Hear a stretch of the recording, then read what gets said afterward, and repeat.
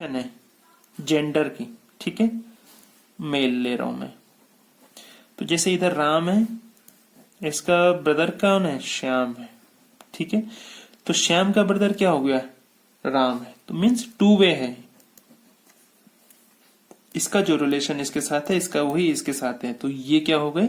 Symmetry बन रही है टाइप की, तो इसको सिमेट्रिक रिलेशन बोलते हैं। अब इसको मैथमेटिकली कैसे रिप्रेजेंट करते हैं? A1 A2 ये है, ये बिलोंग्स टू एक रिलेशन R में है, ठीक है। इंप्लाइज दैट A2 A1 इनका भी सेम रिलेशन है for all A1 A2 belongs to set A। इसका मैथमेटिकल रिप्रेजेंटेशन है। इसके बाद हमारा नेक्स्ट आता है स्टूडेंट, फिफ्थ टाइप का है ट्रांजिटिव। ट्रांजिटिव रिलेशन में क्या होता है, देखिए आप एग्जांपल से समझिए। जो एलिमेंट A1 है उसका रिलेशन होगा जो A2 से, अगर वही A2 का रिलेशन है A3 से, तो वही रिलेशन A3 का A1 से होगा, ठीक है। ये रिलेशन है for all A1 A2 A3 belongs to set A. एक ही सेट से वो बिलोंग करने चाहिए। A1 एलिमेंट का A2 के साथ जो रिलेशन है वही A2 एलिमेंट का A3 एलिमेंट के साथ में है, और अगर ऐसा है तो जो A3 एलिमेंट है उसका वही रिलेशन A1 एलिमेंट में होगा, बशर्ते if this condition satisfied if all the element A1 A2 A3 belongs to set A। इसका एक और एग्जांपल मैं आपको बता देता हूं जो आपकी बुक में है। देखिए परपेंडिकुलर का स्टूडेंट, परपेंडिकुलर आप समझते होंगे 90 डिग्री का एंगल बनता है। अब देखिए आप जो आपका रूम है, आप उसके कॉर्नर में देखेंगे तो आपको ऐसे XYZ एक्सिस टाइप के दिखेंगे, ठीक है, XYZ। अब मैंने इनको नेम दे दिए। तो यहाँ पे देखिए जो OX है इस पे परपेंडिकुलर क्या है? OY है, ठीक है, और OY पे परपेंडिकुलर क्या है? OZ है। अब आप यहाँ पे देख रहे होंगे कि जो OX और OY का रिलेशन है परपेंडिकुलर का, वही OY और OZ का है। और यहाँ पे क्या है? वही रिलेशन किसका हो रहा है? OZ और OX का, ये भी 90 का हो रहा है। बट स्टूडेंट इसमें देखिए इन सब में क्या है? कंडीशन मैटर करती है। कंडीशन देखिए आप यहीं पे देखिए, एक और एग्जांपल मैं आपको देता हूं। वहां पे क्या होगा? ये कंडीशन फुलफिल नहीं होगी। देखिए ये है 2 पैरेलल लाइन है, इन पे परपेंडिकुलर है। अब यहाँ पे देखिए OAB, यहाँ पे CD, यहाँ पे H ले लेते हैं हम। देखिए AB पे परपेंडिकुलर है OH, ठीक है, तो ये परपेंडिकुलर हो गया। अब OH परपेंडिकुलर किस पे है? CD पे है, बट CD परपेंडिकुलर नहीं है किस पे? AB पे। तो ये ध्यान रखना, यहाँ पे मैंने आपको लिखा है कंडीशन होनी चाहिए। ये इस वाले सिमेट्री में भी कंडीशन मैटर करती है। आपको आगे फर्दर मोर एग्जांपल दूंगा मैं, तो उनसे आपको और भी क्लियर हो जाएगा। अब इसके बाद स्टूडेंट एक और टाइप है, कितने टाइप हो गए? 5 हो गए। तो 6 टाइप है जो वो आपको इक्विवेलेंस रिलेशन का है। इक्विवेलेंस रिलेशन का देखिए, कोई भी रिलेशन इक्विवेलेंट रिलेशन कब होता है? जब नंबर 1 उसमें रिफ्लेक्सिव रिलेशन होता है, दूसरा symmetric relation, third transitive. If all these relationship occurs in any relation, then the relationship will be equivalence relation, ठीक है। अब देखिए इसका एग्जांपल हम देते हैं स्टूडेंट, कॉन्ग्रुएंट ट्रायंगल।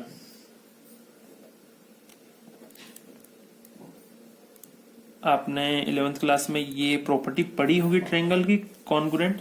अब देखिए इसको हमें प्रूव करना है कि ये क्या है? इक्विवेलेंस रिलेशन है।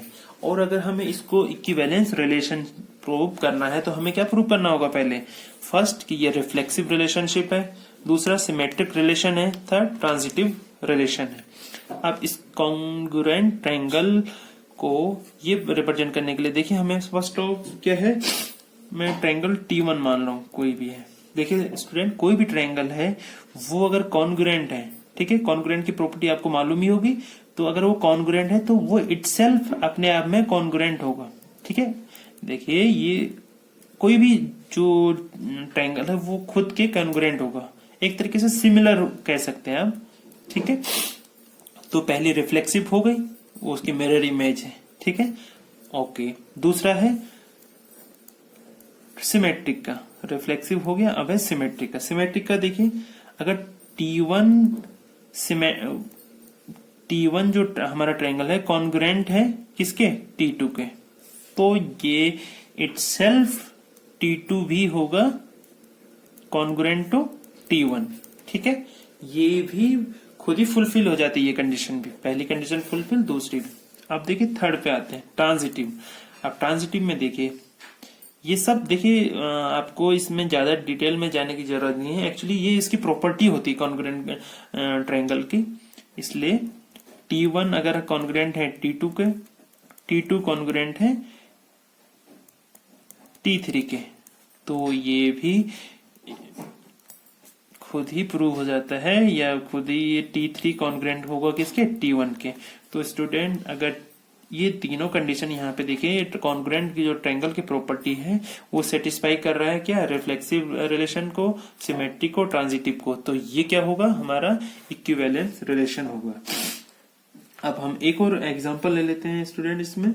जैसे हमारे पास एक सेट है, ये हमारा एग्जांपल 1 था, एक और 2 दे देता हूं मैं।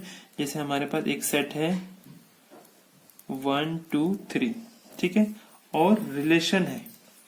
देखिए रिलेशन आपको मैंने बोला था क्या होता है, कार्टेशियन प्रोडक्ट होता है। अब यहाँ पे इसने कार्टेशियन प्रोडक्ट किसका दिया है, एक सेट का। तो देखो यहाँ पे आप बुक में देखेंगे तो वहां पे ये अंडरस्टूड है, इसीलिए मैंने आपको पहले क्या बताया था, कार्टेशियन फॉर्म बताई थी उसकी, ठीक है।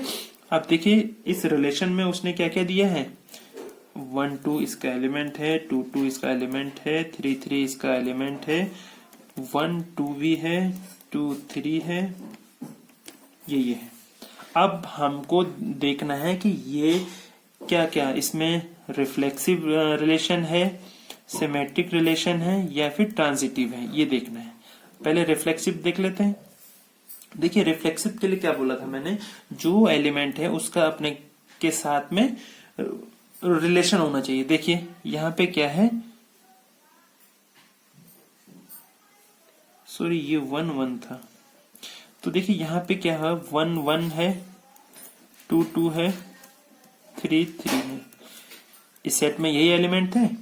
अब इसका इस एलिमेंट का इसके साथ यहाँ पे रिलेशन है, देख रहे हैं आप ये एग्जांपल में कोई भी एलिमेंट मिसिंग नहीं है, 1 2 3 तीनों है, तो ये क्या हो गया, रिफ्लेक्सिव हो गया। उसके बाद सेकंड हमारा क्या होता है, सिमेट्रिक। सिमेट्रिक के लिए क्या था, जो एक एलिमेंट का दूसरे के साथ रिलेशन है वो दूसरे का पहले के साथ होना चाहिए, ठीक है। जैसे 1 का रिलेशन 2 के साथ है, यहाँ पे 1 है, 1 का रिलेशन 2 के साथ में है, मगर यहाँ पे 2 का रिलेशन 1 के साथ नहीं है, तो ये क्या होगा, सिमेट्रिक रिलेशन नहीं होगा, ठीक है, सिमेट्रिक रिलेशन नहीं होगा। इसके बाद क्या है, ट्रांजिटिव। अब देखिए ट्रांजिटिव भी चेक कर लेते हैं। ट्रांजिटिव चेक करने के लिए क्या था, 1 का रिलेशन जैसे 2 के साथ है, ओके है, 2 का 3 के साथ ओके है, मगर यहाँ पे 3 के साथ 1 का है नहीं है, तो ये ट्रांजिटिव भी नहीं होगा। तो अब स्टूडेंट जो ये रिलेशन था इस सेट ए का, इसमें ये रिलेशन था, ये केवल क्या है, रिफ्लेक्सिव, ठीक है। अब स्टूडेंट हम एक और एग्जांपल आपको बता देते हैं। देखिए 1 2 3, अब थर्ड एग्जांपल है, हमारे पास एक सेट है इंटीजर्स का। देखिए इसको भी हम जेड से रिप्रेजेंट करते हैं, ये भी आपको बात याद रखनी है। तो इसमें अब एक रिलेशन है, हमेशा आपको रिलेशन कोट करके देगा ऐसे करके, उसमें एलिमेंट ए भी है, सच दैट कि 2 डिवाइड्स ए माइनस बी, जो ए और बी का जो सब्ट्रैक्ट करके आएगा वो डिवाइड किससे होता है, 2 से होता है। ठीक है, ये हमारा एक रिलेशन है। तो हमको ये चेक करना है कि ये इक्विवेलेंस रिलेशन है कि नहीं, आइदर इक्विवेलेंस रिलेशन एग्जिस्ट और नॉट। ठीक है, और अगर हमें ये इक्विवेलेंस रिलेशन इसमें प्रूव करना है तो हमें क्या करना पड़ेगा, पहले रिफ्लेक्सिव प्रूव करना पड़ेगा, फिर सिमेट्रिक प्रूव करना पड़ेगा, फिर ट्रांजिटिव। अब देखते हैं कि ये तीनों प्रॉपर्टी को फॉलो करता है कि नहीं करता है। अब देखिए सपोज स्टूडेंट हम कोई भी एलिमेंट लेते हैं, पहले हम रिफ्लेक्सिव रिलेशन की बात करते हैं। ठीक है, रिलेशन तो उसमें क्या, हम सेम एलिमेंट का सेम के साथ, तो यहाँ पे देखिए a माइनस ए, और इसको डिवाइड होना 2 से, तो ये 0 हो गया, डिवाइडेड बाय 2 तो ये 0 हो गया, तो डिवाइड हो रहा है।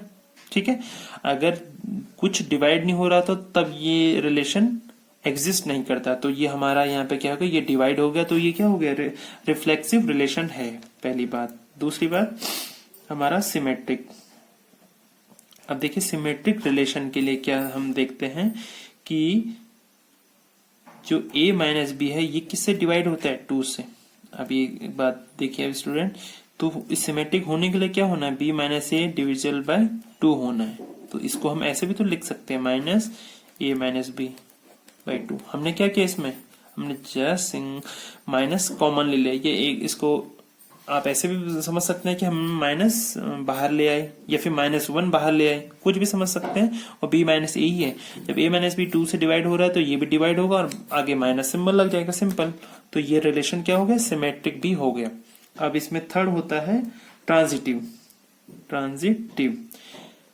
ट्रांजिटिव कैसे प्रूव होगा, a माइनस बी डिवाइड होता है 2 से, b माइनस सी डिवाइड होता है 2 से, तो हमारा c माइनस ए भी डिवाइड होना चाहिए 2 से। तो ये प्रूव करने के लिए ये देखिए